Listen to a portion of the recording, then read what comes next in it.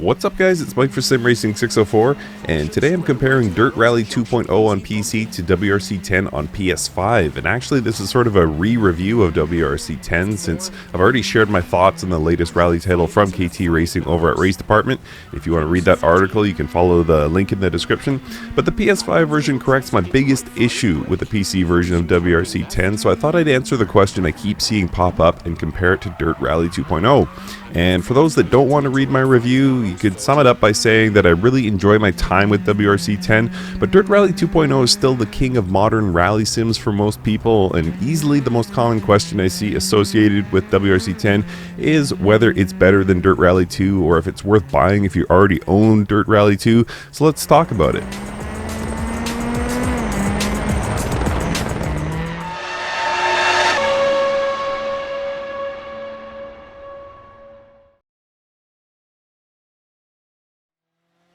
When it comes to graphics, it's a pretty clear victory here for Dirt Rally 2.0. I would never call WRC 10 ugly, especially playing at 4K 60 frames per second like I am on PlayStation 5. And there are certain times in WRC 10 where you think it looks gorgeous, and those moments tend to be in snow or night conditions, but then you look at the detailing on some of the objects, like the cars, and it's underwhelming to say the least. Dirt just looks more polished overall, with better detailing in the cars and trackside objects, and it supports VR. And there's one more graphics issue to talk about, but I'll save that for my comparison between the PS5 and PC versions of WRC 10.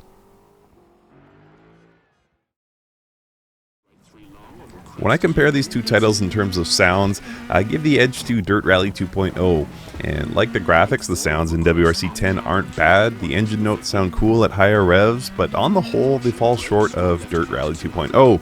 The tire squeals, bangs, and cracks when you hit trackside objects and the co-driver calls are all nicely done in both titles, and frankly I think about equally well done, but this distinct edge for me in engine notes leads me to favor Dirt Rally 2.0 overall for sounds. Have a listen to both titles.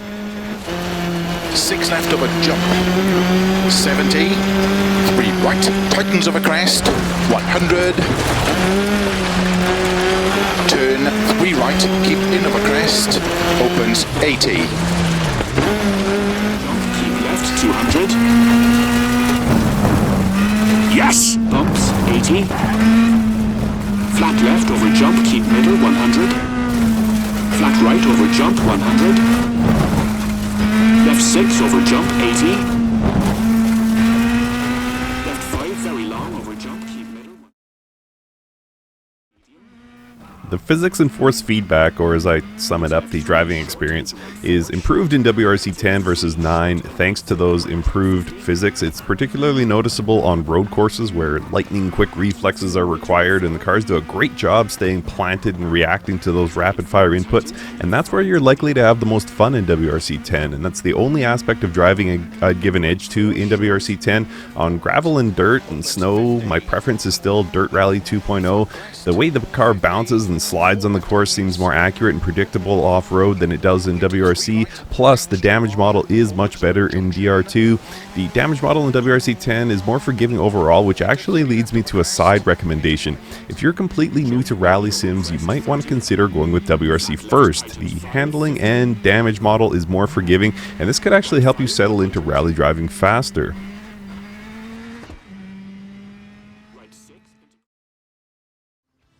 Career mode is where WRC 10 really shines. Jumping into WRC Junior or WRC 3 and building up the team and the car is as immersive as you want it to be. You can either go race to race and take your chances that your skills will be enough to net you some wins, or if you're looking to go deeper, you can hire and train and rest your team, which will reward you with a faster and more reliable car on the track. And this is one of the areas where WRC 10 shines over Dirt 2. Dirt's career mode is effectively a series of events without the career and team underpinnings that WRC brings. It's fun, but it seems to just lack the narrative, so definite edge to WRC 10 here.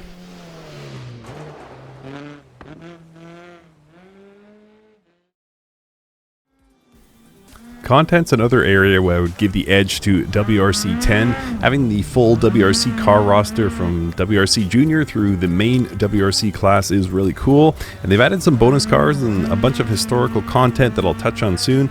And in terms of the courses, the various WRC locations around the world are nicely represented in WRC 10. The rocks and flora on trackside look pretty flat, but overall the course design is very nice. And there's various types of gravel. There's wet and slushy stages, ice and snow, and wet and dry roads. Dirt Rally 2 has a huge assortment of cars and locations as well, and I think either looks better in DR2 than it does in WRC 10, including the historic cars. But Dirt's feels more like an assorted set of content rather than WRC's very themed content. WRC 10 has an anniversary mode to race this year as well, which allows you to compete in vintage cars on vintage courses. So pretty even, but a slight advantage here for WRC 10.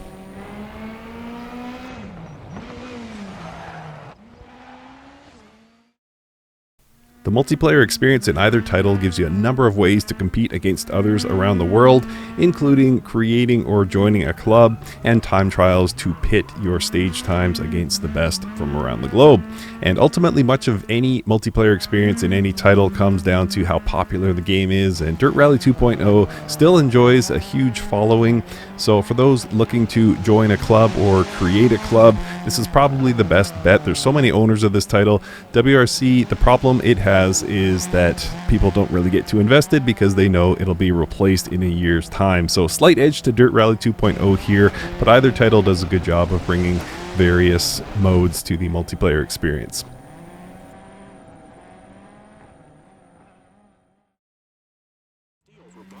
And one final section to this review, and kind of a side note, I want to address something that has changed since I wrote my original review for Race Department. I run a pretty high spec PC. It's not the best on the market, but it's an AMD 3900X processor and a 6800 XT GPU, and it's more than enough to run most sims on high to ultra settings and still achieve 90 or more frames per second, but not with WRC 10. And the more I played the PC version, the more I came to absolutely loathe the performance issues. I had massive frame skips that were happening about once every 2 stages, and the frame rate in any given stage varied wildly.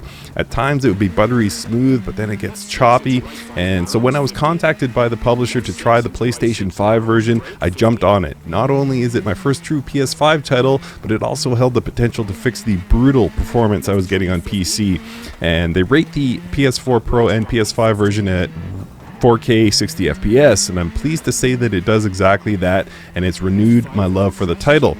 I'll take a constant 60 FPS any day over the frame rates I was getting on PC, which could be in the 40s or it could be over 100, and my preference would be a constant 90, all things being equal, but the constant 60 is enough for me to really enjoy WRC 10.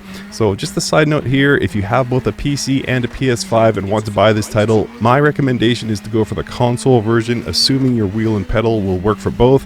There's a better chance also that you'll have a 4K TV to enjoy this on rather than a 4K monitor, and I recommend that because it looks much better in 4K, of course.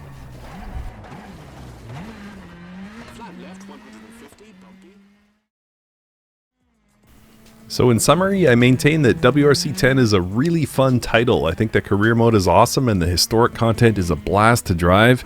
In terms of which sim I'm most likely to jump in and randomly drive a car and track, I personally give the edge to Dirt Rally 2.0, but the engagement I felt with the career mode made me come back more and more often for repeat play in WRC 10. And your PC mileage will vary, of course, but if you have concerns about maintaining a constant frame rate, the PS5 version might be the way to go. I still love WRC 10 even if it comes up short versus its competitor in a few categories, but you won't go wrong with either, honestly. If I had to choose one, I'd still probably choose Dirt Rally 2, especially with the sale prices you can often see. But for newbies or those wanting a deep and engaging career mode based on past or present WRC cars and locations, WRC 10 might be the way to go. Thanks for watching, and let me know your thoughts on either title in the comments below.